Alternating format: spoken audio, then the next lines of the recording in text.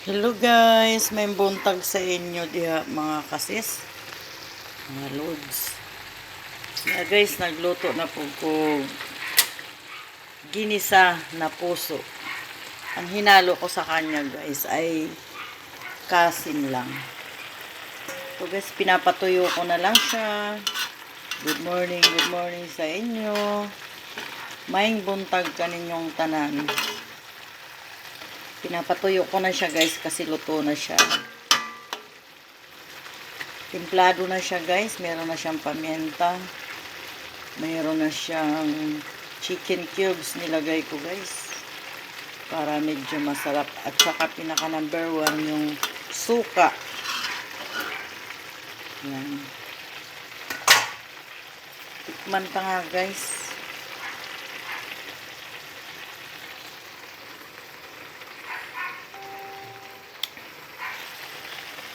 As luma oy. Pero lami kay guys kay mura siya og kaning kilawin. Sarap kasi maasim siya.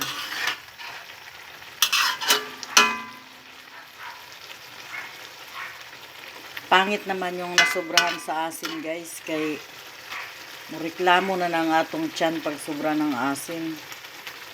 Tama-tama lang siya guys. Yan.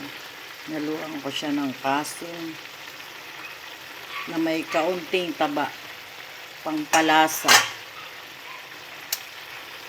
Lagyan ko pa nga guys ng kaunting suka. Yan.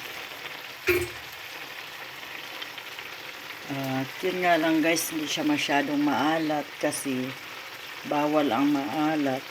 Yan siya yan. So guys, kulong-kulo siya. Pinapatuyo ko siya guys.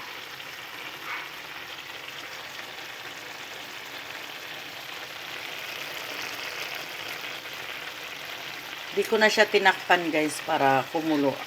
Matuyuan na siya. Kasi luto na siya eh.